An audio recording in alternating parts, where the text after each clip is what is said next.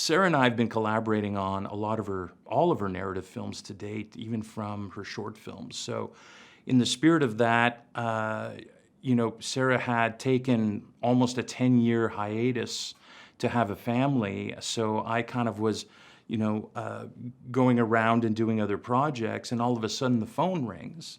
And Sarah says, listen, I'm very interested in adapting this book that will be produced by Dee Dee Gardner from Plan B and Frances McDormand that has the rights. And as soon as she said that, I just kind of kept imagining all three of them as a creative force and what kind of film we could make together. So I was instantly very excited.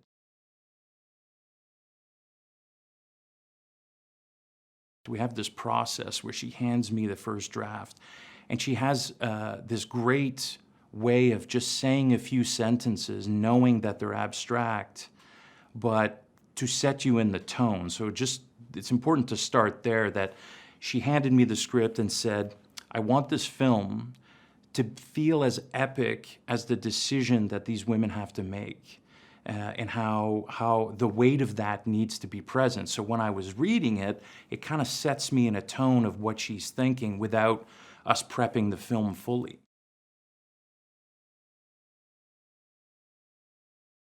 She didn't disappoint as far as really wanting to use photography, because she understands, even as an actor, an amazing writer, she understands that it's a visual medium. And to me, that's super exciting.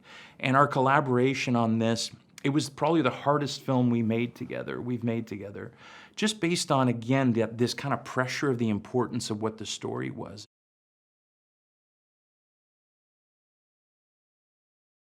We ended up with this very gothic, desaturated, very heavy color palette tone to the film, just to kind of make you feel the weight of what's about to happen in the world that they live in.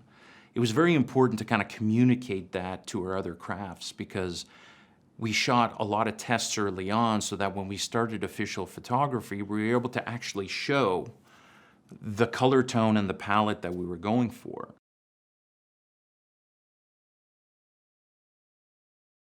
I just had this instant emotional reaction to it, where I was like, this feels like it could be something for our film.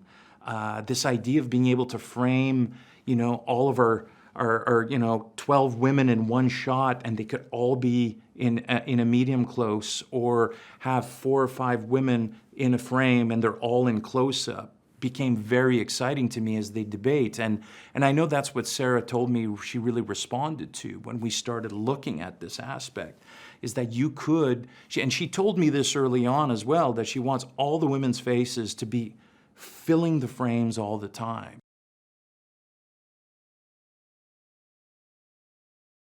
We shot a lot of magic hour and sunset to kind of give you this sense of almost tragic beauty of what they might leave behind or have to leave behind. So a lot of the choices were very much photographically made from the heart and the gut.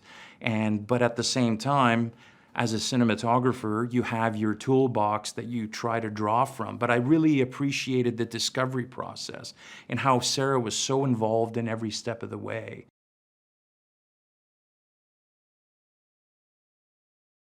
Kita had her own wardrobe test, because for me, I needed to show her early on what the tones are, because I know Kita ended up compensating in certain tones so that certain colors came through, but you needed to be able to see an image of what was happening. So I worked very closely with Kita, even during our official prep for the film, as she was thinking and making choices. She would come into my office, or I would go down and I would color time on the spot on my laptop, and was able to show her images instantly.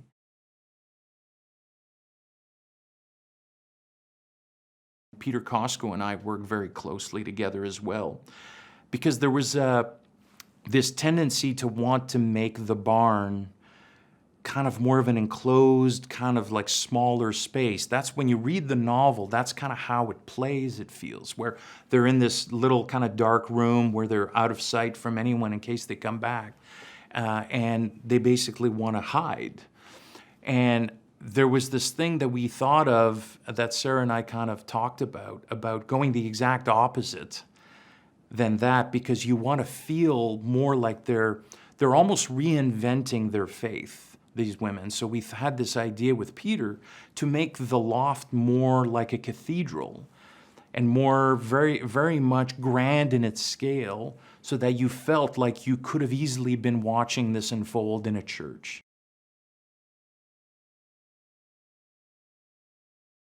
For me, I reacted the exact same way as a lot of people we've shown the film to, which is kind of speechless.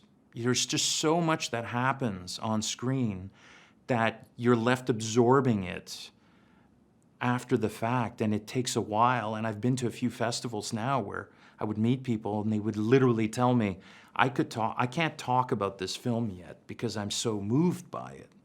And to me, that's kind of what I was hoping for, and I felt the same way when I saw it.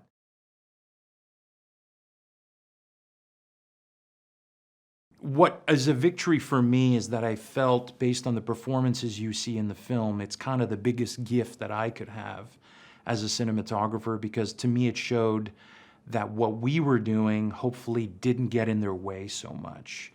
And they were able to feel comfortable enough to be able to go to places emotionally that that they felt comfortable enough with myself and the crew. To me, that's a success.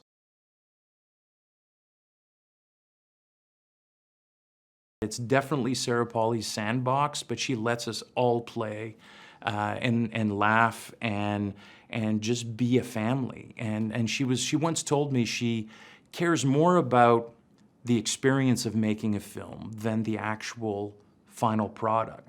So to me, that's another great way of kind of describing how she sees this. She's grown up on sets. She was a child actor. She's grown up with crew. So you definitely feel that.